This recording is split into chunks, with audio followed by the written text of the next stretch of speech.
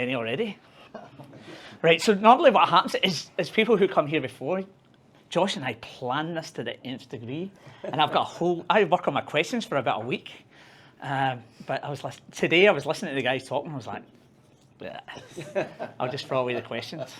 So we'll have a bit of a chat. So I've got my iPad with me, please, going to make sure I remember this. It's got like $1,000 worth of books on there. Oh, shit, I shouldn't tell that to anybody. It'll be stolen. All right. So, welcome. Your first ever Brisbane Safety Differently book club. Yep. Could be your last. Could be my last. I could get sacked after this. But so we've had this amazing past couple of days where you've come over from America and you've taught us all about HRO and learning and the sort of hop we've been chatting about. But I'm kind of wondering, Ray, can you sort of talk us what makes an organisation a HRO and what's the difference between a HRO and sort of less mature organisations? The difference between an HRO and what did you say? Less mature organisation. Mature. And also, I should say this as well, in case you don't notice, I've got a Scottish accent. So sometimes I get a wee bit excited. All right, so what makes an organization a high reliability organization? They're focused on principles, and there are 5 fundamental principles that surround those folks that want to achieve high reliability. We've actually added a 6th principle, and we've talked about that for the past 2 days here. But generally speaking, the organization is focused on trying to improve overall performance, because of paramount to most companies is safety. Safety of our most valuable asset, which is our people. And second to that would be the assets in the company and the reputation. But you can enhance your safety if you have a focus on reliability. And what I'm talking about is the human performance aspects and the human and organizational ties that help you understand how we behave and how we act around those systems that we work with. So once you have an idea about how those influences your behavior, those systems, processes, and elements, then you're able to achieve that kind of journey toward better performance. Ron, some more thoughts? I have got a question for Ron. Oh, you do? And I thought you were going to go onto it, and I was just going to go, Yeah. So, mate, for you, I was going to ask you about the 6th principle. Sure. I was going to sort of really tell everyone what you created the 6th principle, and what's your thoughts around that, and sure, how we can do that. So I want to give tribute to where it lies. Also, Tony Machera and Jim Marinas were my co-authors in the book called Critical Steps, and if you haven't read that, I hope you do, or at least download the free content that we have. There's 3 chapters on that. This is the book, and it is an HRO book. It's an HOP book, and we wrote it with the intent to help organizations fundamentally know what to do, not why and how. I mean, not just the what and the why, but the how to actually implement. And I've read a lot of books, I'm sure many of you have, on these subjects, HRO, HOP, human organizational performance. But the challenges I've always had with those books, that I have to have a dictionary and a thesaurus is sitting next to me, and I'm reading it and I'm trying to understand, and I'm like, okay, now how do I apply that? How do I go help organizations that many of you work in take that information and do something with it? And so when Tony Machera and I were working out at an oil and gas field out in Wyoming, heard me speak on the subject of critical steps, which, by the way, he was the key author on that subject many years ago in the commercial nuclear industry. And he said, how would you like to write a book with me? And I thought, well, it depends. First off, is it a subject I have passion for? He says, it's on critical steps. And I said, yeah, that'd be fantastic. Because in the world of work that I came from, so I came from the Department of Defense as a United States nuclear operator. I was trained on submarines, went to aircraft carriers, and then eventually went to work for the Department of Energy. And we would consider those organizations high reliability organizations because they have a high tempo of work, they have high risk and high consequence. And despite those things, they have a consistency of producing high performance and not having major upsets. That basic element, and I was speaking to, how many of you read the Brady report, by the way? Fantastic report. I was sitting next to the author, Sean Brady, the other night. Jody brought him.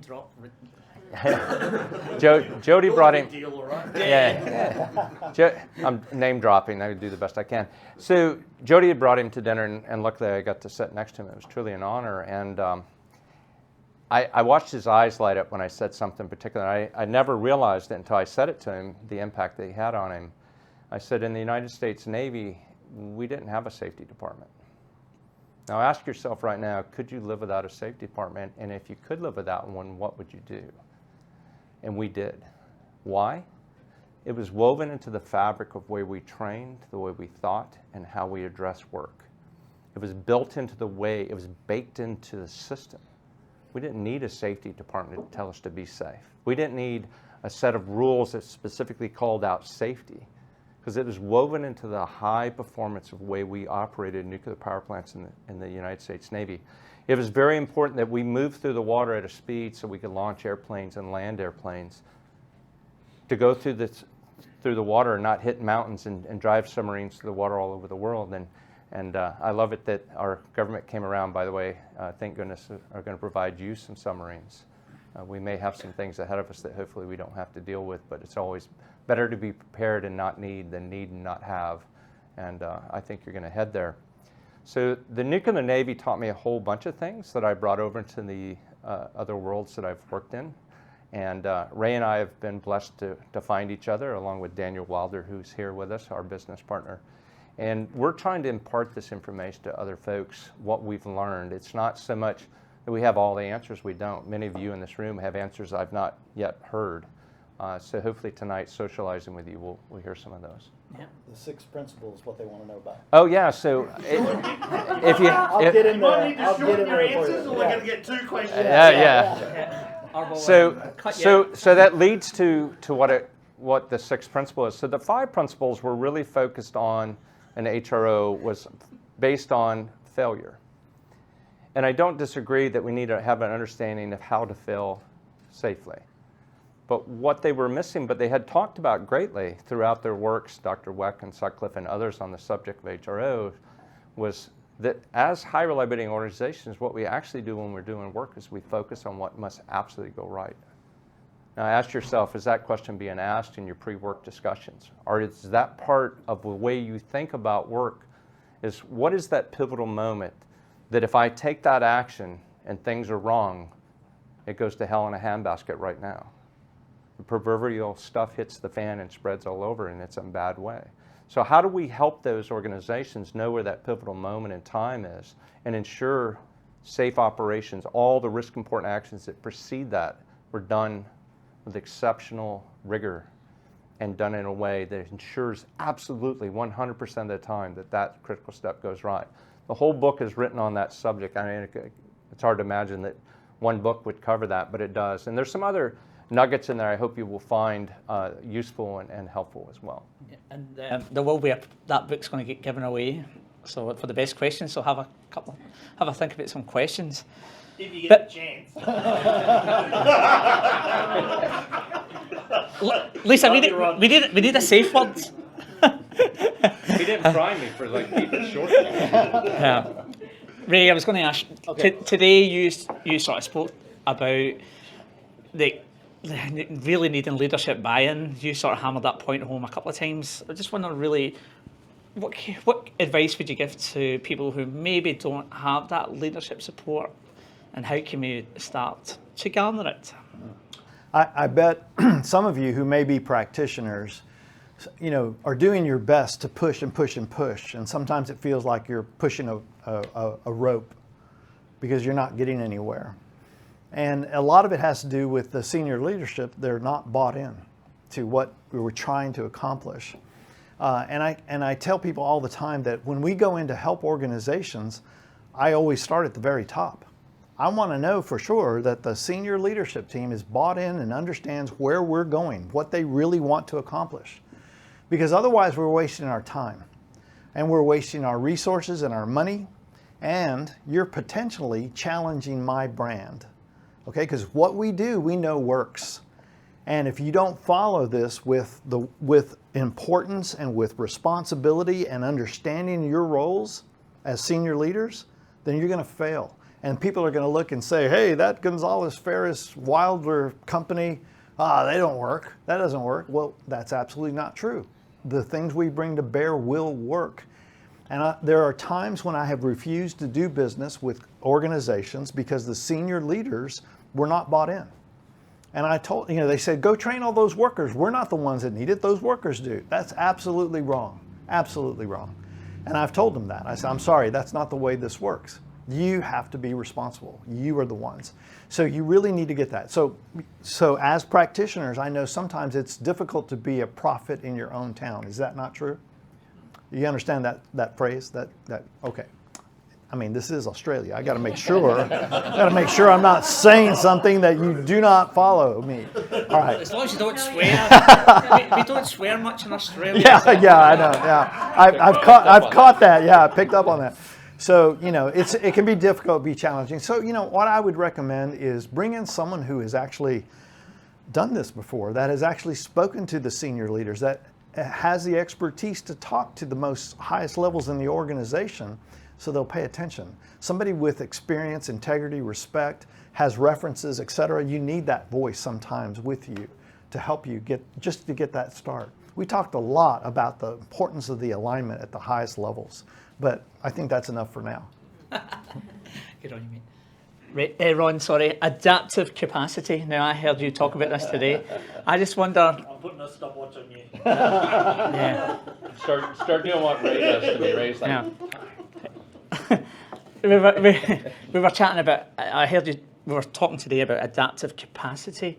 What are some of the things that people here who practice could actually do to sort of bring that adaptive capacity to frontline workers in everyday work? So first let me define it the way we see it. So Ray and I have debated this subject, struggled with this subject, talked about this subject. I wrote it with my co-authors in the book. Adaptive capacity is exactly the opposite of organizational drift. And most of you have talked about drift, you looked at drift. It's a deviation from the standards and expectations we expect in the workforce. So we have a black line. And there's a delta between the work as imagined and the work performed. Adaptive capacity is actually what brings safety to your workforce. This is probably the most important subject in the book, in my opinion. If we want to improve safety in an organization, we have to bring adaptive capacity and figure out the ways, and it's a great question, how to improve adaptive capacity. Because what workers do every single day, despite the dysfunction, despite the lack of leadership and bad procedures and lack of resources, they overcome and adapt to that dynamic workplace and bring safety every single day to your organization. That's a powerful thing. Because we always say the workers are the solution, they have the answers, but what does that really mean? The reason they have that is they are adapting in real time to the challenges they face. And I'll tell you some of the key things that I'll go back to my nuclear Navy days, and Ray can relate to this from commercial nuclear because it's the same. They started with the fundamentals of the technology we were going to touch. So as a nuclear operator, I was trained in thermodynamics, heat transfer, fluid flow, physics, nuclear physics, chemistry, nuclear chemistry, and then learning the math associated with that. Why did we spend so much time doing that? Well, we did that so that when I went to touch the plant, I understood when I started a pump how that pump worked, how a centrifugal pump, a positive displacement pump, how a generator worked, how a motor worked, and I knew the theory behind it. And you think, well, why do I need to know the theory behind something? Well, you don't under normal operations, but when all heck hits the fan, that's when I need to understand the fundamentals of that system, that process. So what we invest in heavily is in fundamental knowledge of the technologies that people handle, because that's where the built-in hazards that produce the product, the services, the things you produce in your organizations lie. So if you want to improve adaptive capacity, invest in your people. We always say our people are our greatest resource, and then we spend a bunch of money on crap. How about spending it on the people that bring safety to your organizations? And one of the things that it was told to me that scared me probably the most in the commercial nuclear industry, and I won't say you told me in what plant, I said, what's the scariest thing that's going on? Let me know. What's keeping you awake at night? And he said, folks are moving away from the idea of what integrated plant is. And I'll explain real quickly what that means. That's the fundamental understanding. If I open this valve, start that pump, flip that switch, what's the impact on the safety of that nuclear reactor? And I will tell you, I've never flipped a switch, started a pump, changed the state of a system without fundamentally knowing what it was going to do to the safety of that nuclear reactor. Not once, not ever. Because if I didn't know, I would stop when unsure. That's what we teach folks. Without that fundamental understanding, folks, of the technologies people touch, you increase the high probability that they'll make mistakes under pressure when bad things are starting to happen, when bad things are starting to unfold. So if you want to invest in your people, do so at the technology level, the fundamental knowledge level. Thank you, mate. That was beautifully put. Yeah, that was amazing. Let me just say something about adaptive capacity. Two things. One, Ron and I plan to write a book on it. We actually are talking about that right now. So be on the lookout, okay? Adaptive capacity. But let me give you a couple of examples of what we're talking about, how the workers bring safety to the work environment. And these are very simple examples. But sometimes they're working in a very high noise area. So what do? They stop what they're doing. They go back and make time to go bring the headsets and the communication devices so they can speak clearly to one another and improve the safety of what they're doing. Does that make sense? Yeah, absolutely. And I mean, that's just one example. What if it's too smoky or too many fumes in the area? They'll stop, go bring the exhaust fans, set them up, and clear the area. They're adapting to the dynamic environment that they're surrounded in, and they are bringing more safety to it. Just a couple of quick examples of what adaptive capacity is and what it looks like. And those are the things that we need to measure more clearly. So we're going to write a book on how to measure that, what to look for, how to find it, and how to improve it. We'll look forward to that one. We'll get you back. Yeah. Well, we might not get you back. You still. yeah. Hang on, mate. Hang on. I'll be back. I just want to get through some of these questions. Though. Sorry, Michael. You know should have only wrote 3. You know I love you. You know I love you, mate. It was just a comment. I didn't think Ray wrote a book with anybody else except himself. I was going there. I'm getting there. This is a teamwork book. And I've got a question for you on this as well, but we'll get through a couple more first. But hey, Ray, I need to ask you about industrial tourism. I love that term. So we were chatting today, and it was about the observation process, and I think it was Daniel up the back. He was talking about people they just pick up like PPE and all this low-level stuff that doesn't impact any sort of any real work really. So I just wonder if you could tell us about the industrial tourism. Yeah, if you're familiar with your observation database, many of them that I've seen aren't worth their salt.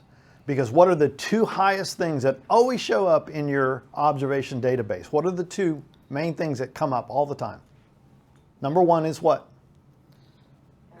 Housekeeping, yes. Number 2 is what? PPE. So why is that? Because people are not engaging the workforce.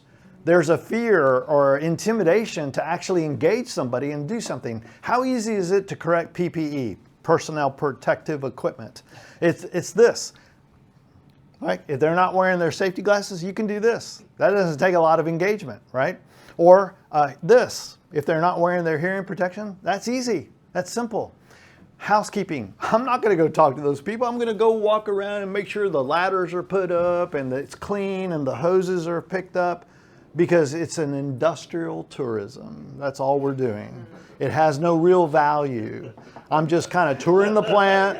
I'm touring the plant, and I'm just kind of, or touring the work sites, and I'm just kind of looking around because I don't want to engage with anybody. That's industrial tourism. Yeah. Do you need a passport for that? You do. The Bahamas. Yeah. Let's do it in the Bahamas. If anyone's got observation processes in sort of like in Europe, I'm keen to take part. But Ron, just again, you guys were talking about like this creating this culture of reliability. Again, it's just some really beautiful language around that, and I was just wondering if you could maybe share how we as a group, and when we go back to our workplaces, how can we create that culture of reliability? Sure. So let me go back to what I was talking about from a Navy perspective. United States Navy has operated hundreds of submarines, hundreds of aircraft carriers, missile cruisers, and frigates that were nuclear powered. And they've done so with an amazing record. Now, I'm not a big fan typically of looking at lost time work, so many hours without an accident. But when you're talking about probably one of the most high-risk industries, nuclear power, how did we turn that into one of the most reliable? You've got to ask yourself that. And I would suggest that to make it reliable, first off, you have to have some key things. Pride of ownership. It was my men back then. It's ladies today. My wife was in the United States Navy as well, but they weren't aboard ships back then. But today it's our sailors, our ship, our engine room, our equipment. And when you have that pride of ownership, it starts to change. I'll tell you that. So I've been places where there's a lack of pride of ownership and it's a total wreck. I mean, a total wreck. I'm walking through and I'm with a senior leader and we're walking past stuff that would just put my hair on fire in the world I came from. So there's that component. So there's ownership. There's professionalism. And what I mean by professionalism. Professionalism has to do with the way you operate. It's how much pride you have in the way you operate or maintain that equipment, that facility, the operations that you do. And then the last one's integrity. When I make an error, when I make a mistake, am I willing to own up to it, be institutionally honest to say, this is what happened? Because without those things, you can't have reliability. And then lastly, I would suggest to you that we built in a process such that we were ready for the known failures that could come our way. We drilled for them, we prepared for them, we were educated on those things, and we studied them to the nth degree. Because failure will stop your organization, it will put you in your tracks and you will go out of business if it's big enough. And there's only one industry in the world where a major accident can shut down every plant, and that's nuclear power.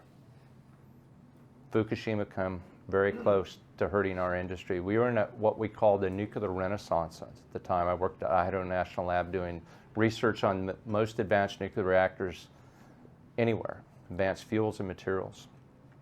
And Fukushima hit and set us back 10 years, folks. 10 years in our industry. We should be powered by nuclear power, I'm just a big advocate of it. It's clean, it's reliable. Those plants can last 100 years and they produce with consistency what we call base load. Introduce you to Peter Dutton. I'm going to come talk to your government. They're having a problem with this subject. So, yeah. But if you look at that event, Fukushima, I'll just hit the three big ones that have hurt our industry. Fukushima was due to a natural disaster. And now I ask the question from a risk analyst standpoint, if I'm going to build the wall, where was the last tsunami? And I look up the mountain and I see where the small trees are and the big trees begin, and it's not hard to figure out my wall's too short. The other thing is, why would you put your Mercy generators inside the bathtub that's going to fill full of water when the wave comes over top? And by the way, our folks had told them from the Idaho National Lab not to do that, move them. They did not. And so our industry responded with hundreds of millions, if not $1 billion worth of effort to put into place post-Fukushima results, and I won't get into that. The other one was Chernobyl, and I'll just be brutally honest here. The Russians are idiots. They build some... They make great vodka. This is no offense against my Russian... The last book club ever. Oh, yeah. That's it. The Ruskies are not coming. Thank you, everybody. And I say that... Lisa, help me. And I say this from a risk analyst standpoint. Yeah. Sorry. Folks, we put defense and depth into our system, so if one thing fails, there's another. They did not. Yeah. And then they put a lot of lives at risk to try to recover, and an entire area of Europe is wiped out because of it. And prior to that was the little minor blip that we had called 3 Mile Island, and thank God actually for 3 Mile Island, and I'll tell you why. So I'll do the glass half full. Ray and I probably would not be sitting here had it not been for 3 Mile Island, because it changed the way we looked at safety in the world of work of nuclear power. Some very intelligent yet ignorant prior Navy nuclear operators were operating that plant under some interesting conditions and put that plant at risk. And I won't get into that event, but I would tell you that it changed everything about nuclear power, that event did, except in Russia. So with that, I'd just say that that's what I would have for an answer. Did I answer it, Steve? I'm not quite sure, mate. Yeah, I'm not sure either. I went down a rabbit hole. I just thought it'd be fun I'm to. glad a book club started a war. Yeah. I am prior Navy. I'm sorry. If anybody's watching, my name's Tony McConaughey. And, Yeah, I'm Michael Kennard. well, I'll do a couple more questions with the guys, and then we'll throw it out to you, and you can sort of. I don't know. I don't think Ron's mentioned it, but he's got a couple of books. You know, like we can do it. But Ray, you were sort of talking about stop work processes, and I think everyone who works for an organisation here would have some form of stop work.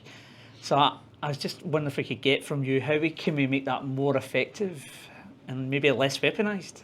Okay, we're going to talk about stop work authority. But before we do, I want you to understand, it only took one person to write this book. It took 3 people to write that one, all right? And it took over a year to write this. It did not take me a year to write that. I'm going to talk to you about it. Let's talk stop work authority, all right? Many organizations say we have stop work authority. We give our people the authority to stop work. That's not enough. That's definitely not enough. People inherently will not stop work for many, many different reasons. They have to have the knowledge and understanding of what it takes to stop work. They have to understand clearly that they're standing in a space of uncertainty and it is time to stop. So they have to understand what is it that they see in the organization that is causing them to have this question, because it's different than what they expect. And then they have to have full management support that says, I give you the authority to stop work and I will back you up. That is lacking. It's lacking in many organizations, and it lacks considerably more sometimes for the contractors, for the subcontractors. Do you know of any subcontractors that are comfortable stopping work? Many of them will not do that because that puts their job at risk. That's simply said, right? So stop work authority, just having a policy or stating that you have it is definitely not enough. You need to help people understand through maybe training, which is probably the best way. What is it that is in the systems that surround them that when they look at it, it's not as they expect it to be? And what should they do then to follow up and stop properly and do it without damage or risk or injury, right? So just saying that you have stop work authority, you know, or here, we'll flip that a little bit. Have you ever heard somebody say, let's discipline that person because they should have stopped work. They had the authority. They have maybe stated authority, but they were not comfortable. They were not trained. They did not know how to gauge if their concern rises to the level that requires a stop work. So there's a lot to that, but people have to understand what it is that, that allows them the ability to stop properly. Beautiful, brilliant. Okay. Thank you. I'm checking with you. Yeah. But Ron, like it's when you guys were talking today, it was so hard to write, wasn't it? There was just so many nuggets. So I'm glad we recorded it. But I don't think you went on a rant, but you kind of went on a. No. Very out of character.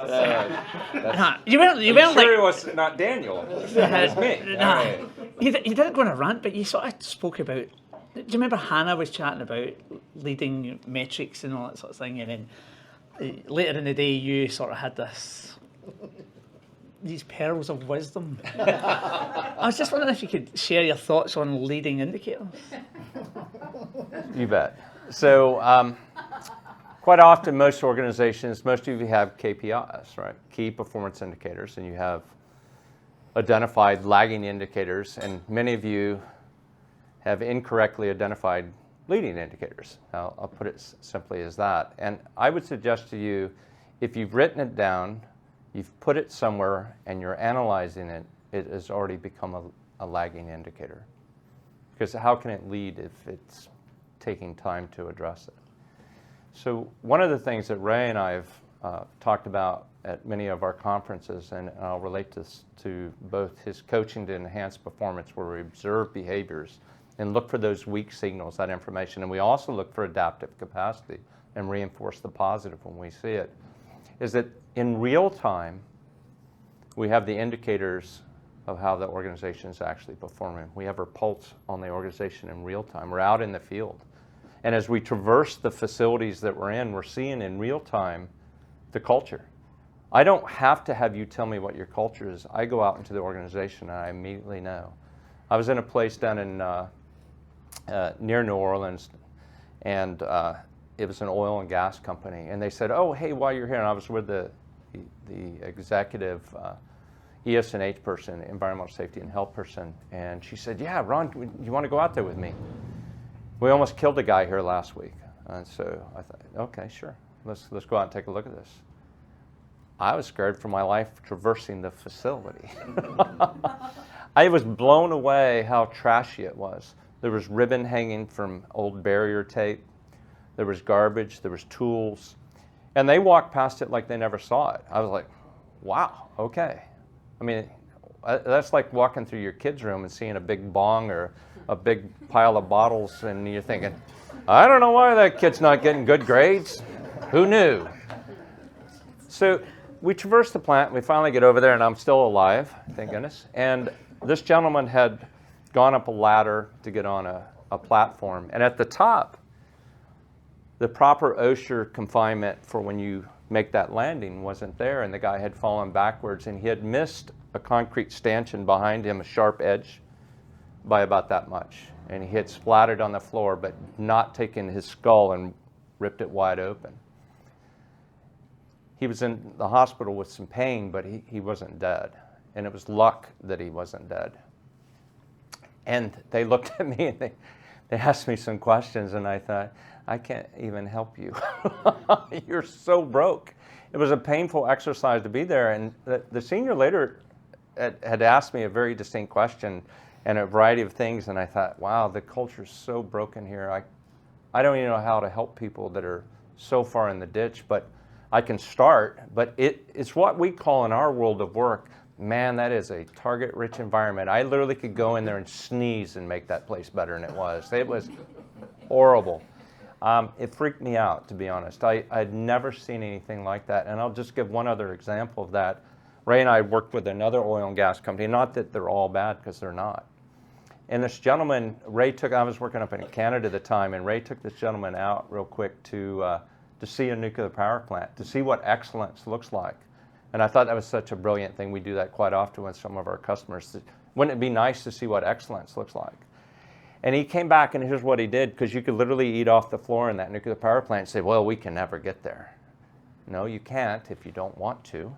And he came back, and he took that place unit by unit, hired a cleaning company to clean it to the nth degree, and then he turned it over to the operations and maintenance organizations that operated that unit and said, now you own it, keep it there. Pride of ownership, folks. It is a key essential. When I come in and I see immediately how you treat what you own, those assets, and how your people must function in the dysfunctional world you created for them, and you wonder why you're having accidents, it is not hard for me to decide. You're broke at the top, not at the bottom. And I'll just say, have any of you read a book called Broken Windows?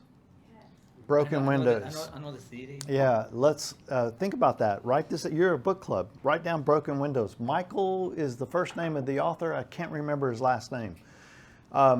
it talks about what Ron is speaking of. We can walk into an organization, and when we see the housekeeping is so poor, it's unkept, it's all of that, it signals us to understand that there is no pride and professionalism there, that we're going to find lots of room for improvement.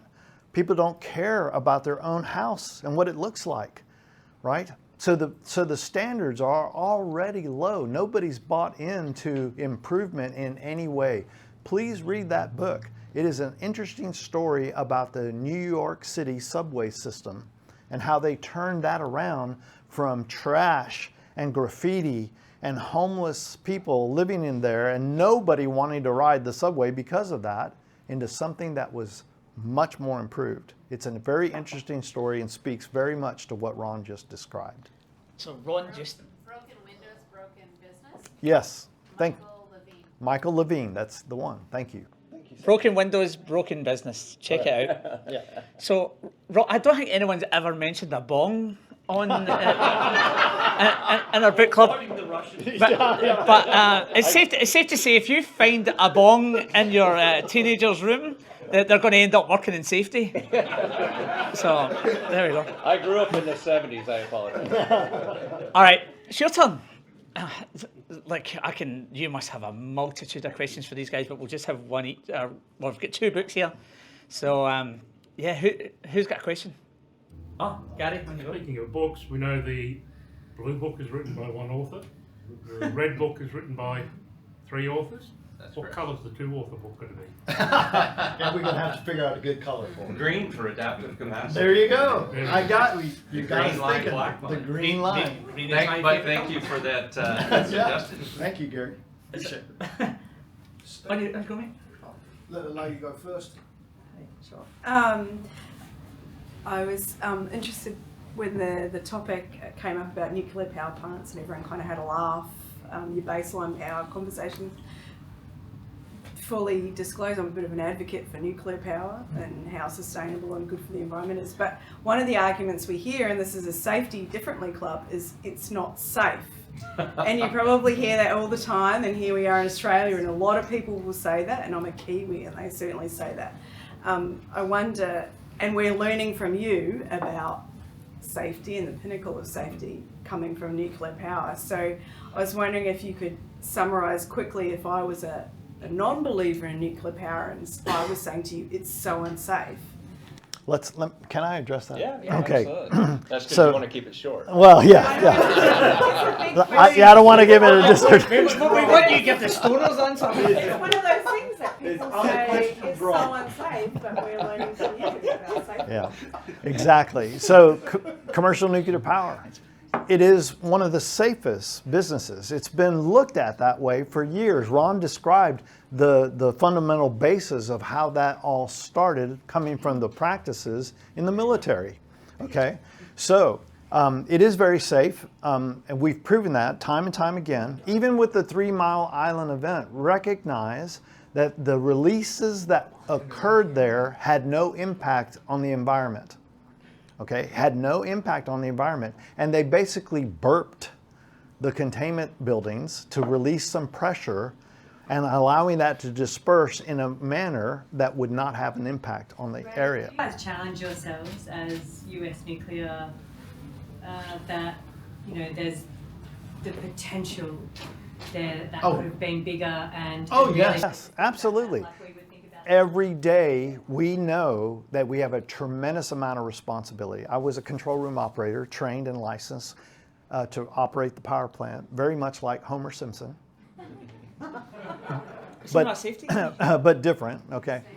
And every day we understood the power that's right there in our hands.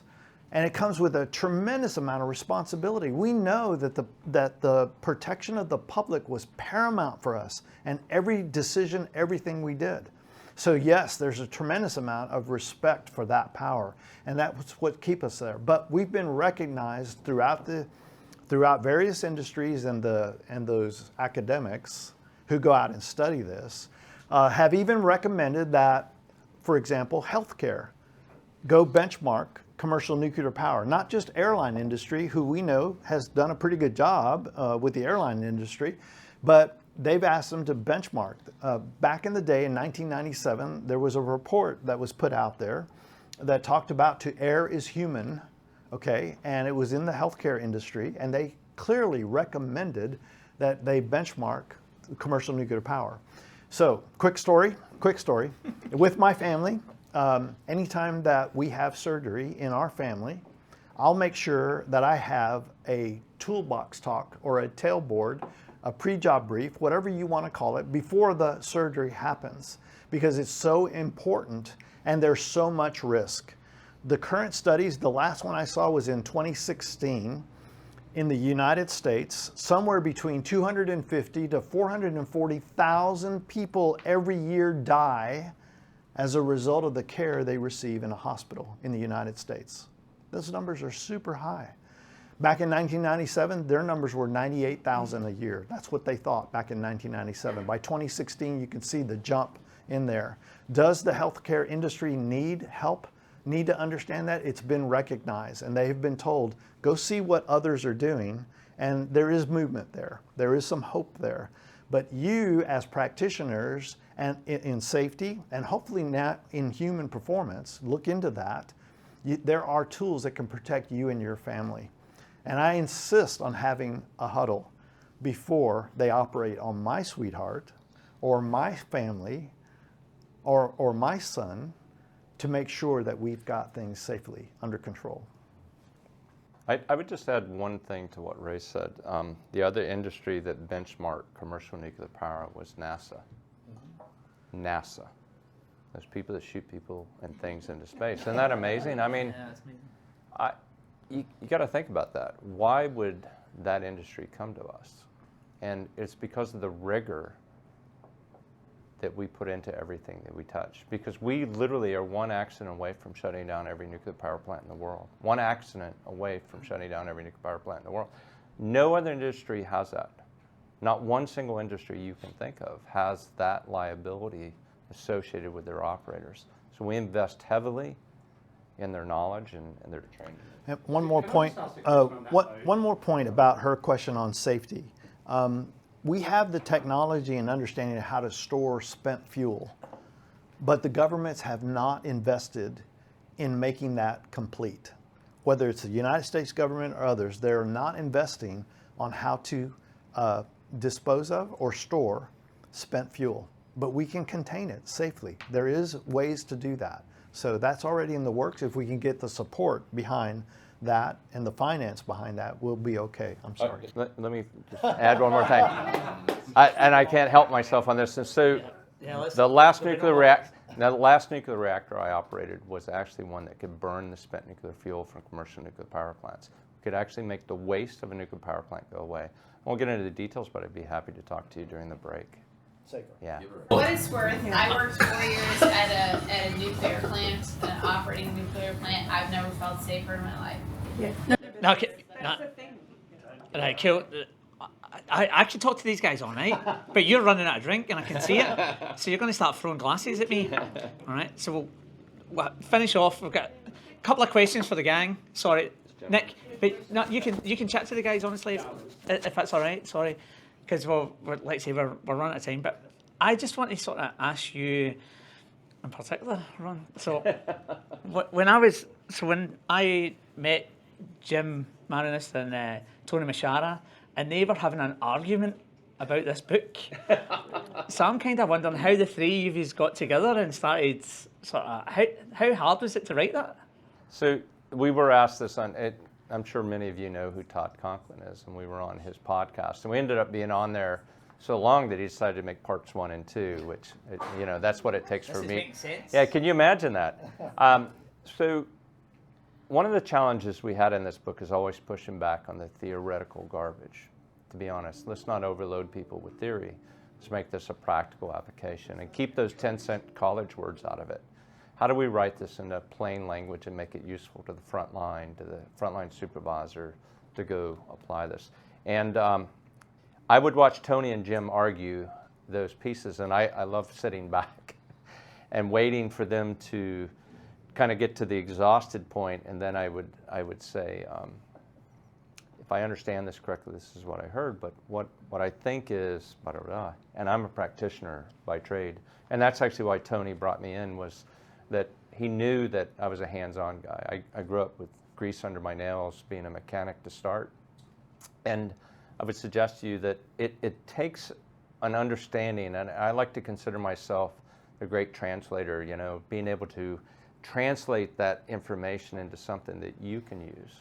Because we don't need to decipher what people write about this subject. We need to be able to read it easily. And Raid's made it very easy in his book. He's got like 1 word per page. and it's like in a 50 font. I mean, you have to turn it sideways, and it's got little pictures. There's stickers in the back. We wrote like in a 4 or 5 font. This is small but dense. This is very light when it comes. So just wanting you to Small get, but dense? Yeah. No. Look 2 words All right. on that page. I'm going to ask Ray now. Okay. So you never wrote with anybody, apparently. No. What did you learn about yourself when you wrote this? Patience. Requires a lot of patience, a lot of self-checking, and working with a great editor. I found a great editor who by the time we finished, understood this very well, understood the concepts. I almost asked her if she wanted to become a subject matter expert and join us, you know. But no, working with a great editor was important. Also, taking the self-publishing route was the best route to take. Not trying to get booked in with a publishing company that makes you do all kinds of things and waste time. So I'm just telling you, it was the very best way. No. So there. Is that brilliant? All right, okay, this is my favourite part. All right. So, Ron, you've just kicked in the doors of the Cat's Meow, the karaoke bar in Las Vegas. Yeah. I've been there. Go ahead. Yeah. You're walking on stage going, "I'm Ron, the Big Deal Farris." Yeah. What song are you getting everybody up on the dance floor? What are you going to sing? That's a really good question. How many of you watched the movie Queen? What's that theme song that they worked on where they were stomping their feet and they brought the audience in? Oh, We Will Rock You. That's the song. Oh, Yeah. Why? Because it's a theme song, right? It brings everybody on board. And what I'd ask you to do is go back and rock that organization. Be the change agent. And I'm a big fan of that song. I love those guys. When I went to Navy boot camp, I remember we didn't have music. You couldn't have music. And they beat us up over everything. And I learned to do a lot of push-ups. And I met my beautiful wife there. She fell in love with me with no hair, and I weighed $1.25. So my buddy started playing that song when we were in boot camp. He started pounding it, and the whole 65 of us started singing it, and I just never forgot that. So we will. Amazing rock it. memories, mate. Yeah. You can't believe I can remember that far back, No, right? not at all, mate, not at all.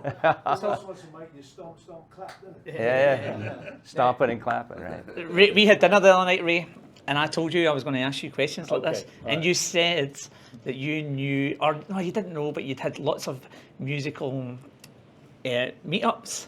So I said, I'm not talking. I'm going to ask you on Thursday, so now's the time. All right. Tell me your stories. I'll tell you a story. Really, it's my mother's story, actually. Mom and Dad ran a restaurant in Memphis, Tennessee. It was called Lupe. Guadalupe is my formal name. I'm named after my father. It was called Lupe and B's Texican Restaurant. And in Memphis, they didn't have many Mexican Tex-Mex style restaurants, but Mama's food was great. People came all the time. Mom calls me one day and she says, "Hey, how are things going? Whatever. I just met someone. He's a musician that's touring." I said, "Okay." I said, "Well, who was it?" "Well, I don't know. I didn't catch his name."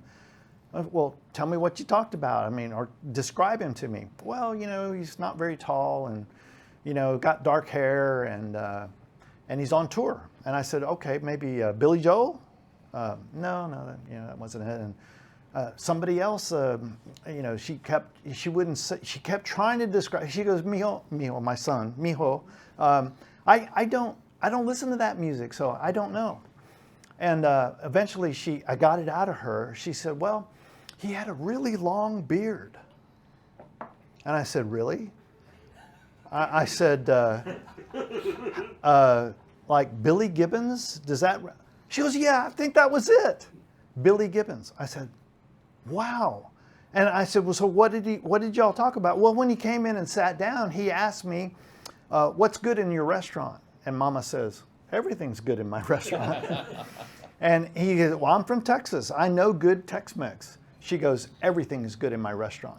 So they ordered up and he got served and he loved it. They loved it so much, he kept coming back. So anytime ZZ Top was recording in Memphis, which happened pretty regularly, they would make a point of going to the restaurant. In fact, I think Mother got some accolades on the album cover of one of their albums about, you know, the restaurant you want to go to, right? Okay, so fast forward. I'm at the Houston airport. I'm on my way to Memphis, Tennessee to visit my sweetheart. And I'm going to board, and as I was about to board, I kind of caught an eye of some little short guy that was wearing a ball cap but had a really long beard. And I look over there, and he's kind of scrawny, and I thought to myself, I think that's Billy Gibbons. So anyway, I got on board, and eventually he didn't go with the first class, but he sat in first class. He waited till everybody got on board. I go sit down, and the flight attendant comes by, and I said, excuse me, ma'am. I said, is that Billy Gibbons in the front? She goes, I don't know, let me go check. So she comes back, yep, that's Billy Gibbons. I said, great, he's a friend of my mother's. I said, I'll write him a note, would you mind passing it to him? She said, sure. So I just wrote a quick little note on a napkin. I said, Billy, thank you for all the years of phenomenal music. I'm the son of Beatrice Gonzalez, the owner of Loopy and Bee's Texican restaurant, Memphis, Tennessee. And I gave her the note. She hauled it off to him. We land, and I never saw Billy. He vanished, right? And nothing happened. About 2 weeks later, Mom gets a package at the restaurant, and she calls me and says, hey, I got a package for you. It had my name on it. I said, really? I said, well, open it up. She opens it up, and in it is a ZZ Top ball cap. It was pink, and it had a white rope, and it had scrambled eggs in gold, and it had ZZ Top in gold on it. And it was basically sent to me, as I guess an appreciation for the note I sent. But that's my kind of quick little story about a touch with a friend. That is amazing. Yeah, I love it. I think we're going to have to finish up because this has been too long. But Elena, you definitely deserve a book. Is that all right? Yeah. And Gary, you asked the only question, I suppose, but you've already got a book, haven't you? So, what's that? Can we do that? Yeah. Sure. Yeah. On you go, mate. There's lots of attractive people here, except Tony. Who's here for the first time? First hand up. And I didn't get to ask a question, so... Yeah, no, it's fair dues. Yeah. Everybody, hey, gang, I tell you, I was like, today I was like, oh man, like it's going to be hard. I'm a bit worried about tonight because I'm feeling tired. We've had a big day, but I am pumped. And what an honour it is to have these two guys here. Ray Gonzalez, Ron Farris.